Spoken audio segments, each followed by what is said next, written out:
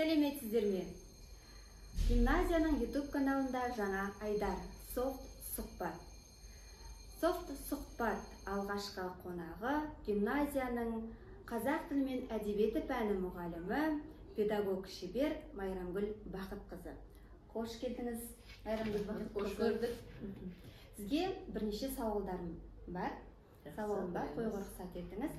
Бірінші сауалым, өзіңізді 3 сөзбен анықтама берсеңіз өзіңізге. Менің өзіме анықтама берсем, мен талапшылмын, еңбекқормын және өте аршылмын. Ар намысты, ұлттық құндылықты жоғары қоясыз. Өте жақсы. Екінші сұрағым, мұғалім не нәрсені ешқашан жасамау керек? Мұғалім бұл Алладан деймін ғой, жоғарыдан берілетін мен үшін мамандық. Ол оқып мұғалім болдым деу, ол тек қана қолында құжаты бар адам деп ойлаймын мен өзім. Мұғалімді жүрегі кең, балаға қай кезде де өзің бар білетін біліп, баланы жақсы көру керек. Баланы жек көру бұл мұғалімнің қызметі емес. Ең бірінші тек қана баланы жақсы көре білу керек, сүю керек. Өте жақсы, рахмет. Келесі сауалым, қай әріптесіңіздің сабағына күні бойы қатысып, тәжірибе алмасар едіңіз? Және неліктен? Қазір енді біз кеңес дәуірінде бітірген институт, жоғары оқу орнын бітірген түлектеріміз ғой. Алдымыздың еңбек өтіліміз 40 жылға жетіп қалды. Біз теориялық жағынан білімді болсақ та, қазіргі ғылым мен техниканың дамуында мына ақпараттық технологияларды қолдану кезінде кішкене басқа әріптестерге, жастарға қарағанда кемшін тұрамыз. Сондықтан мен информатика пәнінің мұғалімі Қадырғалиева Сандуғаштың сабағында болғым келеді.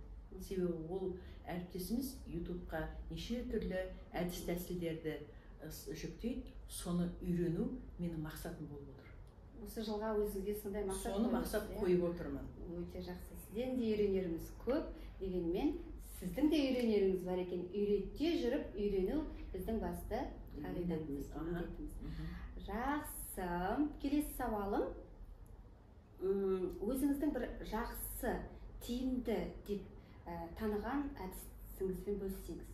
Әдіс, тәсіл? Жалпы мен өзім осы 20 жылдай уақыт болған шығар, оқу мен жазуда санитарлық ойлау технологиясымен айналысам ғой. Қала, облыс көлемінде жаттықтырушы болдым.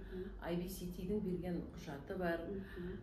Сондықтан мен ең жақсы көретін әдіс тәсілдерім сабақ оқыту барысында белсенді әдіс тәсілдерді қолдану. Сол арқылы сөйлемейтін баланы сөйлету, белсенді емес оқушыны белсенділікке жетелеу, жалпы материалды тек сол күйінде білдірмей, баланың өз көзқарасы бойынша өзінің ойын айтқыза отырып, сол материалды ұғындыру оқушыға. Өте жақсы. Әрине, бұл қазіргі кезде қажеттағылардың бірі.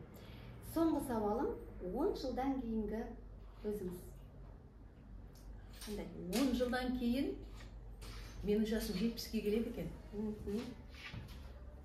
70-ке келген адам әрине мектеп табалдырығында жүрмейтін шығар. Бірақ әр кезде мектептен тысқары болсам да, әріптестердің сұрағына, сауалына жауап беруге дайынмын деп ойлаймын.